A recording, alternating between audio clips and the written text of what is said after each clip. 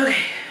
Okay, well, relax my face. Oh, the mirror helps. I should have looked at it a long time ago. You know what? I should have looked at it a long time I'm sitting in front of the mirror all the time. And I'm looking at the little screen trying to make it work. I'm like, okay. Hey everybody. We're back again. It's Kanisha. And Sylvia. So we are going to do a get to know you video. So in this one, I am asking Kanisha questions and she's gonna answer them. Yes. So first question, are you the older, little, middle sister? Which one are you? I am the baby. And I am the baby by far. So my brother is 10 years older than me.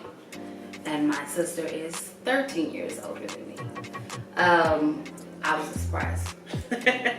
Hopefully a pleasant surprise.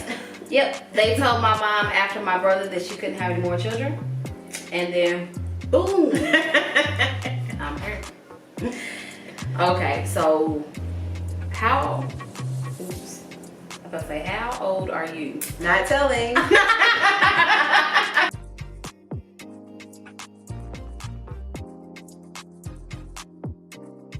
I remember playing outside a lot and being in church a lot. So those are the two places I know I was, outside and at church.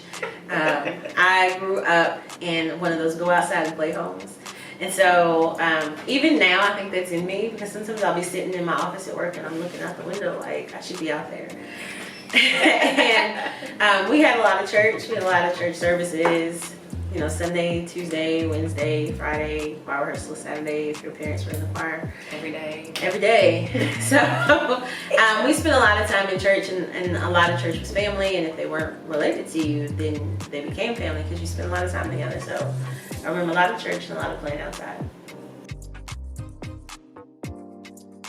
When I was younger, I wanted to be a psychologist. Really? Why? I wanted people to talk to me about their problems, and I wanted to help them sort through it. I wanted to help people sort through their problems. Honestly, somebody told me that I wouldn't make any money. I had two goals. One was to be a lawyer. That ended. And I remember one time when I was 12, my daddy asked me what I wanted to be, and I said a housewife.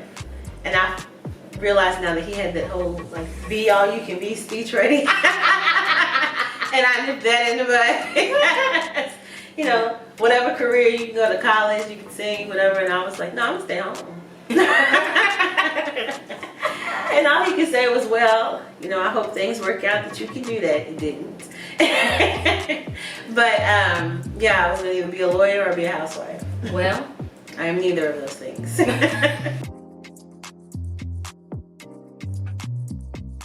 Well, of course nobody thinks about the bills. I can't wait to get grown and get my own house. Yeah, you gotta give all my money away. Right. I can't wait to get grown and get my money away. That's what we need to say.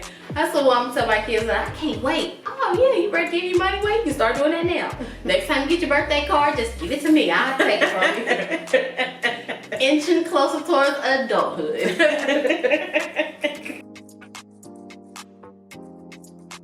The Mediterranean. Okay. The pictures look great, and you know the water looks like perfect, and the food looks awesome, and I speak none of the languages, but I think I can make it. You can wave, smile. I can wave and smile. Right. And I, you know, take an interpreter or someone with me, but I've always wanted to go like to Greece or Italy and to see the Mediterranean. I know, I like to eat food. Mm-hmm. It looks really pretty, it does.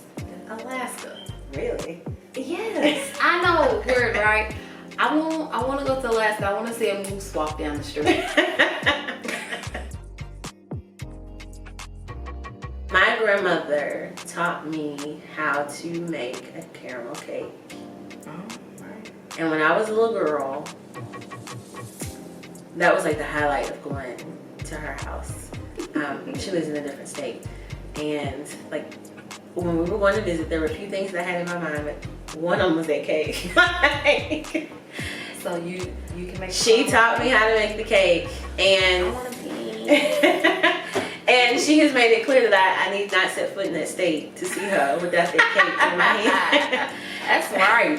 And it's kind of funny because she told me that she, you know, she said that she's advanced in her years and she doesn't remember all the ingredients and how to make it anymore. So one day I was in the house and I was making it. She was like, "Don't you need to do this?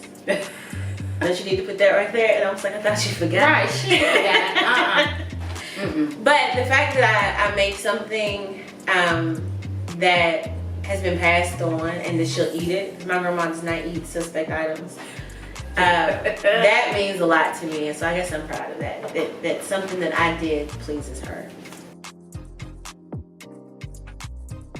In my church, I am the assistant sunshine band teacher, and it's children's ministry. Basically, we just call it sunshine band in my church. And then I am the assistant young adult class Sunday school teacher. Well, I attend, and First step, being active. I do go. Being there. Being there. I teach Sunday school. I alternate days that I teach. I also do our kids program, Sunshine Band, children's ministry. And I try to incorporate that in other things.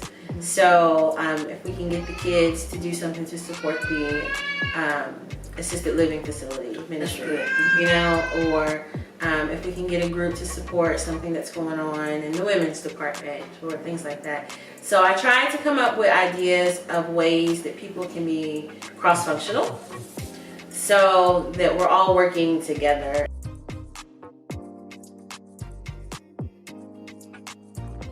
It was the Sunday before Christmas. The message was, and before I say what the message was, I'll say that I don't often remember sermons. I tend to take a lot of notes. I don't have one of those, you know, memories that just locks and loads things. It didn't happen like that. But the message that day was, you know, your basic Christmas message. The wise men saw the star, and the message was, if your star was not leading you to Jesus, you're following the wrong star. Oh. And I had been in church my whole life. I was, you know, a young lady at this point. Been going, been doing, been whatever. But I heard it that day. And that's one of the things that I remember was that aha moment when he said that and it clicked, and it was like, oh, well, I'm going the wrong way. But that's what I remember is that, you know, that message just, it was a very simple, straightforward message about the journey to Christ and getting up and going and recognizing the sign that he was there. And it just hit that day. 20 some odd years in church listening to messages, and that day I heard it. So, and it's been a great experience ever since. The day I got saved, I remember it was the morning service, and we have two services. I was at Moore Temple Church of God in Christ at the time. And I remember I used to kind of be I don't want to say upset, but I just thought there was a lot of church. Morning service and night service. But I remember knowing that I was going back to service and being okay with it and just thinking like, things are gonna be different now. And I'm okay with it. And things have been very different since that day. And I'm okay with it. I've enjoyed this journey with the Lord. Well, that concludes our questions for today. If you have something you would like to know or something you want to share with us, make sure to drop it in the comments. And thanks, and we'll see you again soon. All right.